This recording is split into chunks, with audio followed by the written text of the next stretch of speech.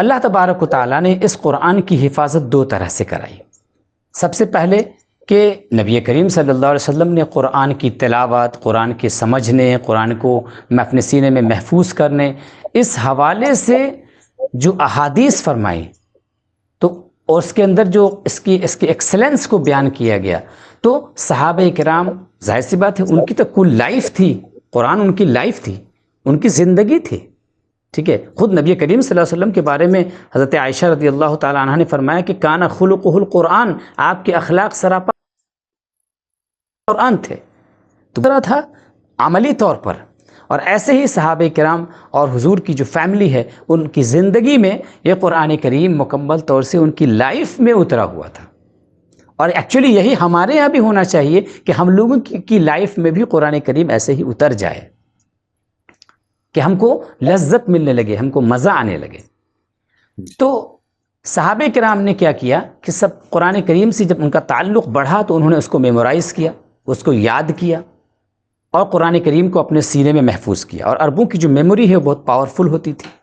وہ ساری دنیا جانتی ہے۔ اور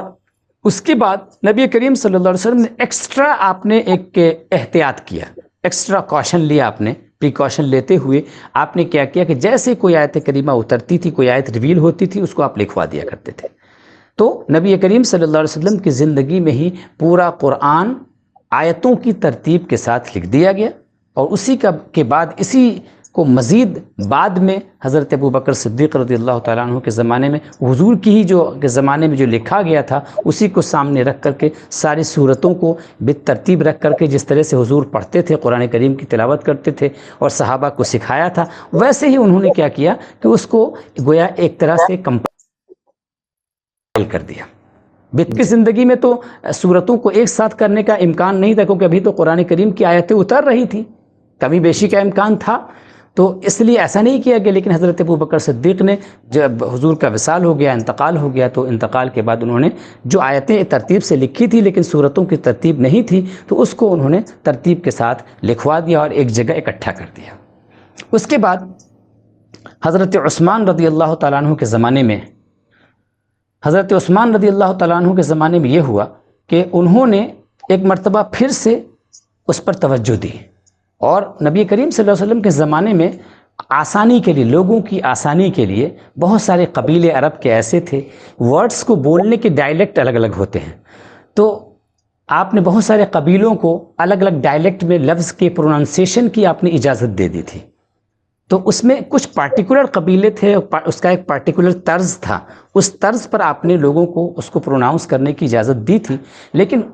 اس زمانے میں بہت سارے ایسے قبیلے تھے جو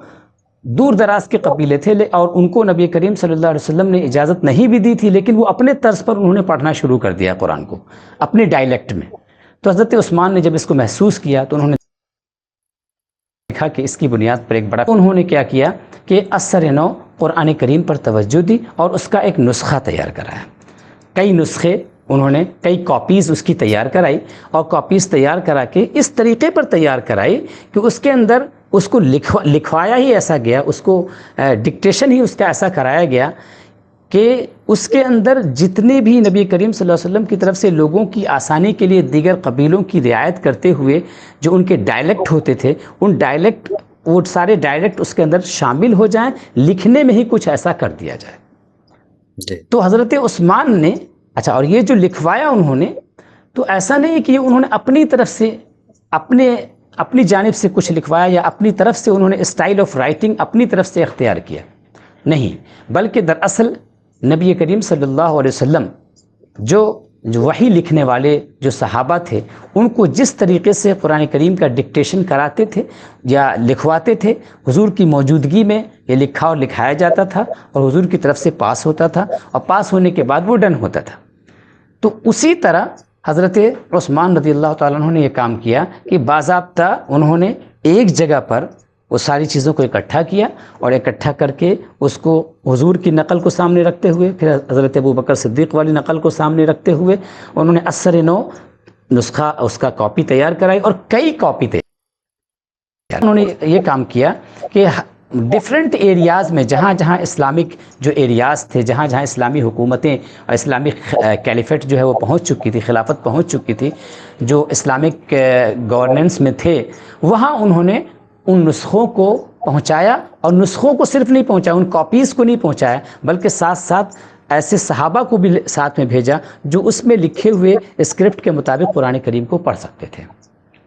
اور اس طریقے سے ڈیفرنٹ علاقوں میں حضرت عثمان نے قرآن کی کاپیز کو پھیلا دیا، اور یہ کہا کہ لوگوں نے جو انڈیویجول کاپیز اپنی تیار کر رکھی تھی ان ساری کاپیز کو وہ جلا دیں، تاکہ جو ہے کسی طرح کا کوئی فتنہ نہ رہ جائے، کسی طرح کا کوئی خلط ملط کا کوئی امکان، کوئی مکسنگ کا کوئی امکان نہ رہ جائے۔ اس طریقے سے ایک مکمل طور سے سیف، انتہائی اپ ڈیٹڈ ورژن رائٹنگ کے لحاظ سے، اسکرپٹ کے لحاظ سے، اور اس پر جو ایک ورک ہوتا ہے اس لحاظ سے ایک بہت ہی اپڈیٹڈ ورژن جو ہے تیار ہو گیا۔ اور اس وقت تمام صحابہ کرام نے جو حضور کے